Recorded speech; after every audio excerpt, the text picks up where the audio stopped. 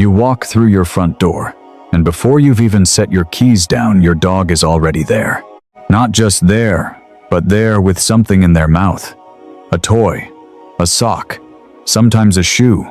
Once, apparently, a zucchini from the counter. It doesn't matter what it is. What matters is that they brought it to you. Tail going, eyes soft and frantic at the same time, like they've been waiting all day for this exact moment, and they needed you to know it. You've probably smiled at this 100 times. Maybe you've even told people about it. But have you ever stopped and asked why? Not, "Aw, they're happy to see me," but actually why? Because the answer is one of the most beautiful things I've ever learned about dogs. The most common explanation you'll hear is a simple one. And honestly, it's not wrong. It goes like this. Your dog is excited to see you. Dogs are mouthy creatures. When emotions spike, they need somewhere to put that energy. So they grab the nearest object. It's an outlet. Like how some people pace when they're anxious, or clap their hands when they're thrilled. The toy is just a stress ball for a very happy animal. There's even a specific term for it in behavioral science, displacement behavior. Doing something when the emotional system is too flooded to do nothing. And look, that explanation holds up. Studies on canine arousal thresholds confirm that physical object interaction is a common self-regulating behavior in highly excited dogs. So yes, your dog grabs a toy because they're overwhelmed with joy and need to manage it. But here's what that explanation misses. It explains the mouth. It doesn't explain the offering. Because your dog doesn't just grab the toy, they bring it to you. They hold it out. They wait. They want you to take it. And that part, that's a completely different story. To understand what's really happening, we have to go back. Way back. Not just to your dog's puppyhood, but to the behavioral blueprint that was written into dogs tens of thousands of years ago, when the first wolves began edging closer to human campsites. Here's what most people don't realize about early domestication. The dogs that survived, the ones that thrived alongside humans, weren't necessarily the strongest or the fastest. They were the ones who were wired to connect, specifically wired to use objects as a social bridge. In wolf and wild canid research, we see a behavior called trophic gifting, where pack members bring food, prey, or objects back to other members, particularly to those they're bonded with, or those returning to the group after an absence. It's a reunion ritual, a rebonding signal. I was thinking about you while you were gone. I kept something for you. Now here's where it gets genuinely fascinating. Dr. Alexandra Horowitz, one of the leading researchers in canine cognition at Barnard College, and her colleagues have documented that domestic dogs retained and amplified this gifting impulse. Even though they don't hunt, even though they're not feeding a pack, the behavior got decoupled from its original survival function. But the emotional architecture underneath it that stayed. And neuroscience helps us understand why. When your dog sees you come home, their brain experiences a surge. Dopamine, yes, but more critically, oxytocin. The same bonding neurochemical that floods human brains during physical reunions with loved ones. This was confirmed in a landmark 2015 study published in Science by Miho Nagasawa and her team in Japan. They demonstrated that mutual gaze between dogs and their owners triggers an oxytocin feedback loop in both species. Let that sit for a second. The same neurochemical cascade that makes you feel bonded to your dog is happening in them, toward you, in that exact moment. And the toy? The toy is how your dog tries to act on that feeling. Because here's the thing about dogs that we often underestimate. They are extraordinarily sensitive to human emotion, arguably more sensitive than any other non-human animal on Earth. And they know something important about you. They know you use objects. Humans are constantly exchanging things. We hand each other coffee cups, we pass phones, we give gifts.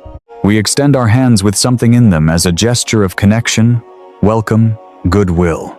Dogs have lived with us long enough to learn on a deep, intuitive, almost cultural level, that when a human extends something toward you, it means something.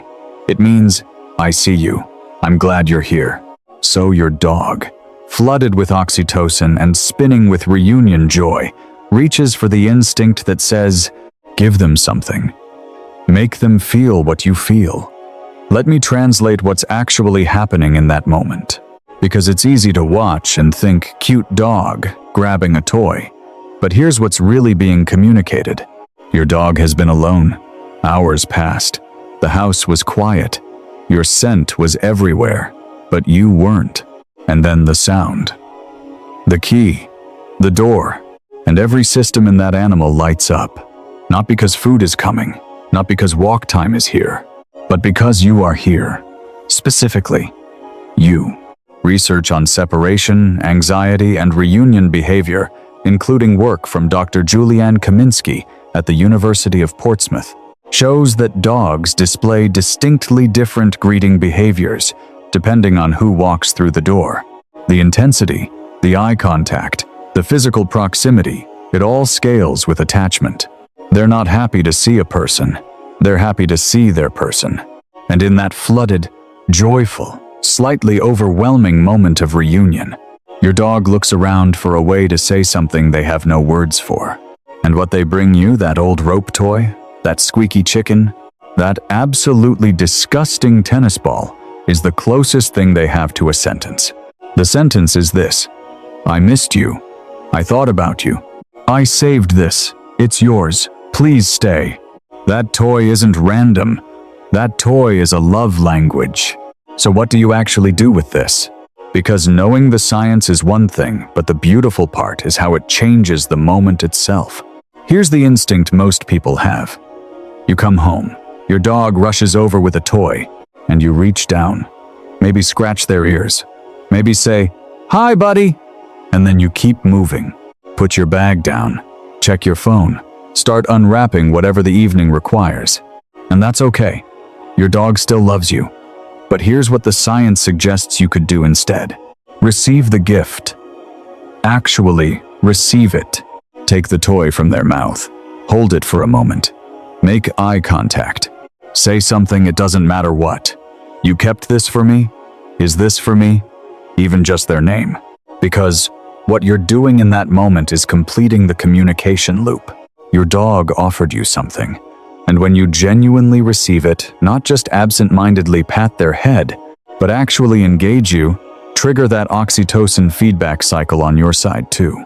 Researchers have found that dogs who receive active, attentive greetings, where the owner physically engages with whatever the dog brings, show lower cortisol levels in the minutes following reunion. Less stress, faster calm, deeper bond. One behavioral note worth adding: if you want to reinforce this behavior, and honestly, a dog who manages their reunion excitement by grabbing a toy instead of jumping or barking is a dog who's already self-regulating beautifully. The single best thing you can do is make a small, genuine fuss about what they brought. Not elaborate training, not a treat reward. Just show up for the moment they created. Because here's the thing. They spent energy preparing for your return. The least we can do is show up for the welcome. There's a study I think about often. Researchers at Oregon State University measured how long dogs spent looking toward the door after their owner left. The answer was almost the entire time. Not because they were anxious, not because they were confused, but because, neurologically, their sense of time is tightly anchored to scent decay.